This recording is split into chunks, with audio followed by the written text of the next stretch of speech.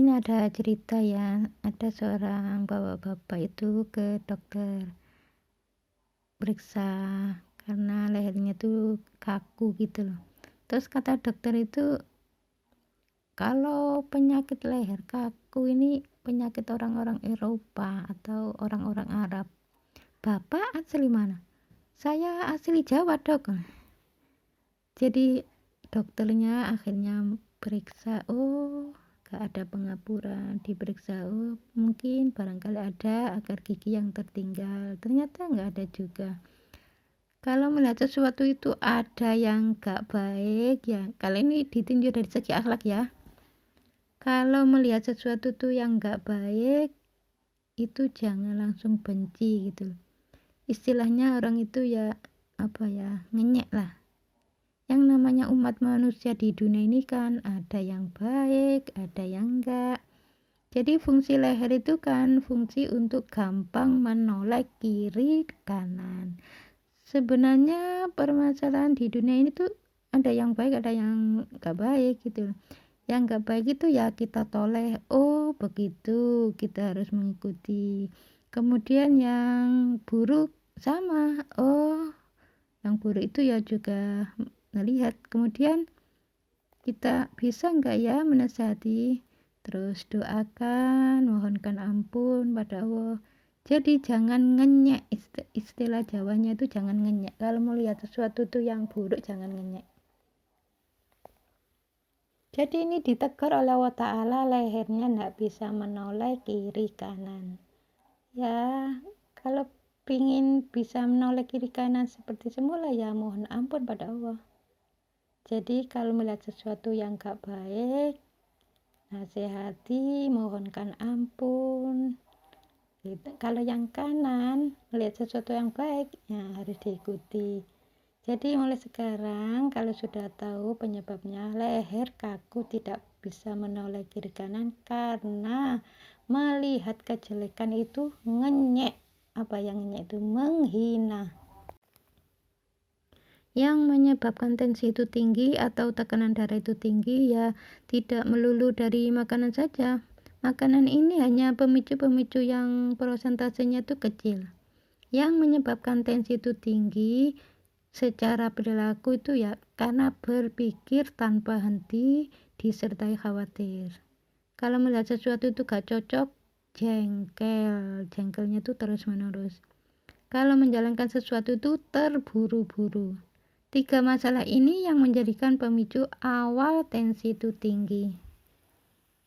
Jadi kalau sering berpikir terus-menerus disertai khawatir, ini kan otak ini diajak terus untuk berpikir kan bergejolak. Jadi darah itu bergejolak terus-menerus kalau diajak mikir.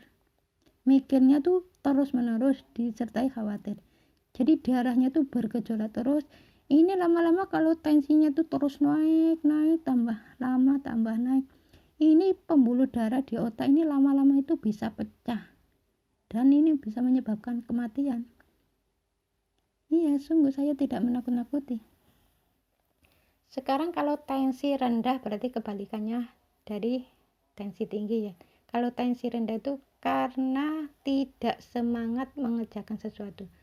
Jadi dalam pekerjaan itu tidak semangat. Misalnya kalau tensi itu rendah sebelum menikah berarti ada hubungannya dengan orang tua. Kalau setelah menikah berarti ada hubungannya dengan pasangan.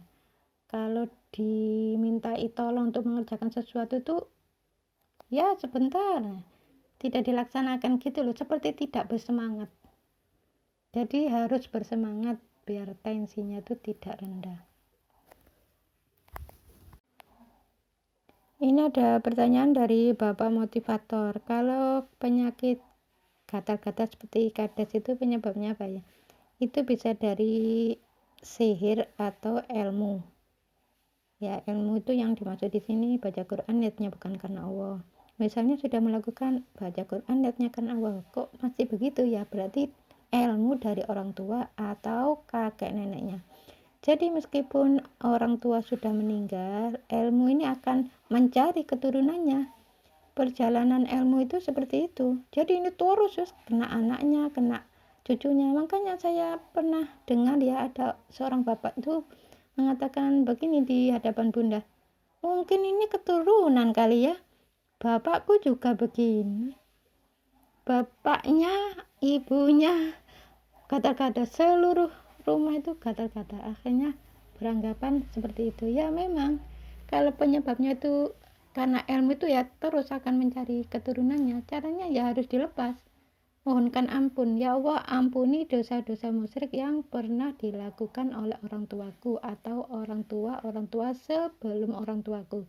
Setelah itu lanjutkan, ya Allah, lepaskanlah ilmu musyrik yang ada dalam tubuhku ini, keluarkanlah ya Allah. Terus mohon ampun, baca istighfar. Hanya gitu aja, yang bisa melepas itu hanya Allah. Jadi ilmu itu terus menerus akan nempel kalau belum dilepas. Ya ndak bisa kalau katanya itu penyebabnya itu bukan dari segi akhlak ya. Cara pengobatannya ya harus pakai obat, pergi ke dokter. Kalau secara akhlak ya akhlak diperbaiki. Kalau kata-katanya itu sekujur tubuh tanpa ada benjolan, nggak ada benjolan tapi sekujur tubuh ini gatal. Biasanya itu cara penyembuhannya itu mudah. Itu kan penyebabnya karena menggebu-gebu. Kepingin sesuatu itu menggebu-gebu. Ya contohnya ya banyak. Pingin beli mobil atau sepeda. Hampir tiap hari liatin gambar-gambar, liatin video-video yang ada hubungannya dengan mobil atau sepeda. Menggebu-gebu. Jadi itu ya bisa hilang sendiri. Kalau sudah tidak menggebu-gebu, itu kan termasuk akhlak yang kurang baik ya. Jadi kalau ada sesuatu itu ya jangan terburu-buru, jangan menggebu-gebu, ya harus ditata kalau pengen sesuatu itu. Terus kalau nggak bisa beli, ya harus sabar, kan gitu.